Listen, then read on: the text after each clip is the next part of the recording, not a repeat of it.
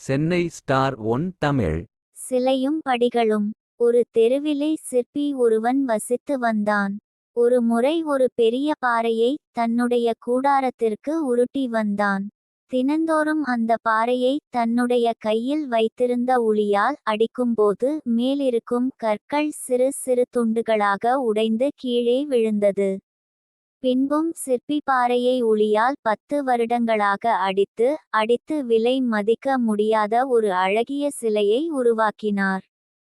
இப்பொழுது அந்த சிலையை பெரிய அரங்கிற்குள் கொண்டு வைத்தான்.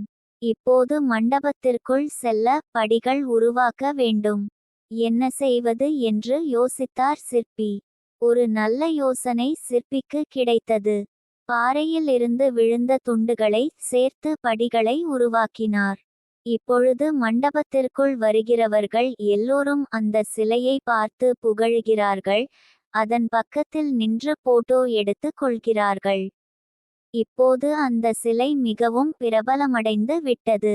எல்லோரும் சிலையை பற்றியே புகழ்ந்து பாடினார்கள். இப்படி இருக்கும்போது படிகளுக்கு சிலையை புகழ்ந்து பாடுவது பிடிக்கவில்லை.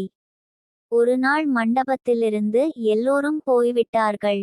அப்போது இந்த சிறு சிறு துண்டுகள் சிலையை பார்த்து கேட்டன, உன்னை செதுக்கிய பாறைகளிலிருந்து தான் நாங்களும் உடைக்கப்பட்டோம்.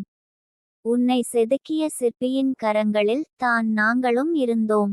ஆனால் இப்பொழுது உனக்கு மரியாதை கிடைக்கிறது. எங்களுக்கு அவமரியாதை கிடைக்கிறது. உன்னை எல்லோரும் மதிக்கிறார்கள், எங்களை எல்லோரும் மிதிக்கிறார்கள். உன்னை எல்லோரும் போட்டோ எடுக்கிறார்கள், எங்களை ஏறிட்டு கூட பார்க்கவில்லை.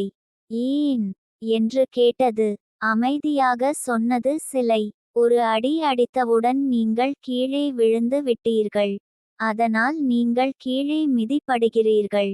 நான் வருடக்கணக்காக அடியை பொறுத்து கொண்டதால் எல்லாராலும் மதிக்கப்படுகிறேன். கருத்து: உளி தாங்கும் கற்கள் சிலையாக உருவாகும் சிறப்பை பெறுவது போல, துன்பத்திலும் செம்மையாக வாழுபவர்களின் நற்பண்பு அவர்களது பெருமையை வெளிக்கொணர உதவுகிறது.